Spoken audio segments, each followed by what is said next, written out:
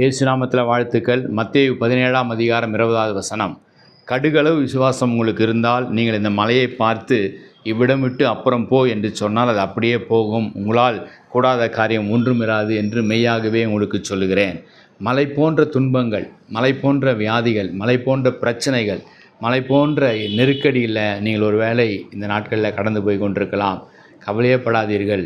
வேதம் நமக்கு இயேசு கிறிஸ்து அற்புதமான ஒரு ஆலோசனை சொல்லுகிறார்.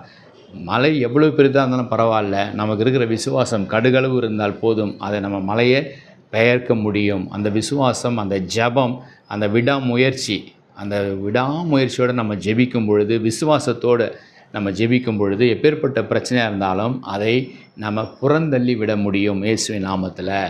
பீகார் தேசத்தில் தசரத் மாஞ்சி என்கிற ஒரு மனுஷனை குறித்து வாசிக்க நேர்ந்தது. அவன் இருந்த கிராமத்திலிருந்து பட்டணத்துக்கு போக வேண்டும் என்றால் அதுக்கு நடுவில் ஒரு பெரிய மலை இருந்தது. 55 கிலோமீட்டர் சுற்றி கொண்டு தான் நாங்கள் போக வேண்டும். இவனுக்கு திருமணமானது. அநேகர்கள் இவன் பார்த்து கொண்டிருக்கிறான். அந்த மலையை சுற்றித்தான் போக வேண்டும். அப்படிப்பட்ட சூழ்நிலையில் அநேகர் மருத்துவ காரியங்களுக்கு போகிறதுக்குள்ளே மரித்து போகிறதெல்லாம் இவன் பார்த்தான். அதே சூழ்நிலை இவனுக்கும் வந்து விட்டது. இந்த மனுஷனுக்கும் மனைவி சுகவீனமாகறாங்க. இவனோடு கூட விவசாயம் செய்து கொண்டிருந்தாங்க.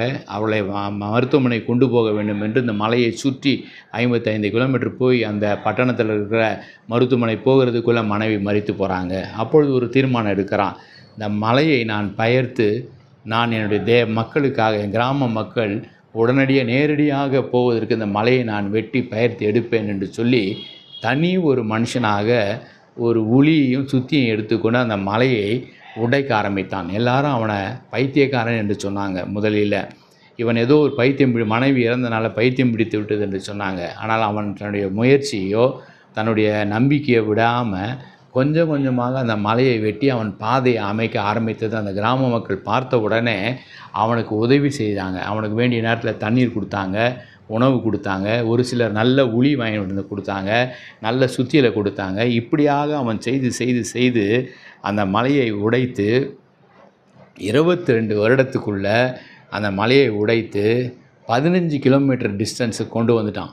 அந்த நேரடியாக அவன் போட்ட பாதையில் எந்த அரசாங்க உதவி இல்லாமல், மற்ற மனிதர் உள்ள உதவி இல்லாமல் தனி மனிதனாக அந்த மலையை பாதையை உடைத்து 55 கிலோமீட்டர் சுற்றி போக வேண்டிய அந்த தூரத்தை 15 கிலோமீட்டரில் அந்த மருத்துவமனைக்கு போய்விடலாம் என்கிற ஒரு சூழ்நிலையை உருவாக்கி அநேகருக்கு ஆசீர்வாதமாக மாறினான்.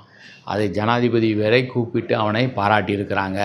இதைத்தான் ஆண்டவரும் நமக்கு சொல்கிறார். விசுவாசத்தோடு எப்பேற்பட்ட மலையாக இருந்தாலும் என்னால் முடியும், இயேசுவின் நாமத்தை நான் பயன்படுத்துகிறேன், இந்த மலையை உடைத்து நான் தள்ள முடியும், என்னுடைய விசுவாசம் இந்த பிரச்சனையை தீர்க்கும், என்னுடைய விசுவாசம் என் விடாமுயற்சியோடு செய்கிற ஜெபம் இந்த காரியங்களை செய்யும் என்று சொல்லி நம்ம செய்வோம். கர்த்தர் அற்புதத்தை செய்வார். ஜெபிப்போம். அன்பின் பிதாவே, கடுகளவு விசுவாசம் போதும், மலையை பெயர்க்க முடியும் என்று சொல்லுகிறேன். அந்த விசுவாசத்தை எங்களுக்குள்ளே தந்து கொண்டிருக்கிறேன். அந்த விசுவாசம் எங்களுக்குள்ளே பெருகட்டும் ஆண்டவரே. எந்த பிரச்சனை, எந்த போராட்டம், எந்த வியாதிகளை பார்த்து நாங்கள் பயந்து விடாதபடி, கலங்கி விடாதபடி, திகைத்து விடாதபடி உம்முடைய நாமத்தில் ஆண்டவரே அது வெளியேறட்டும். உம்முடைய நாமத்தில் அந்த தடைகள் உடைக்கப்படட்டும். உம்முடைய நாமத்தில் அந்த மலைகள் பெயர்ந்து தள்ளுண்டு போகட்டும் என்று நாங்கள் ஜெபிக்கிறோம். இந்த நாளில் யாரெல்லாம் அப்படிப்பட்ட காரியத்தில் பயந்து நடுங்கி கொண்டிருக்கிறோம், ஒவ்வொருவரையும் விடுதலை செய்யுங்க, ஆசீர்வதிங்க, பலப்படுத்துங்க. இயேசுவின் மூலமாக நல்ல பிதாவே, ஆமேன். God bless you.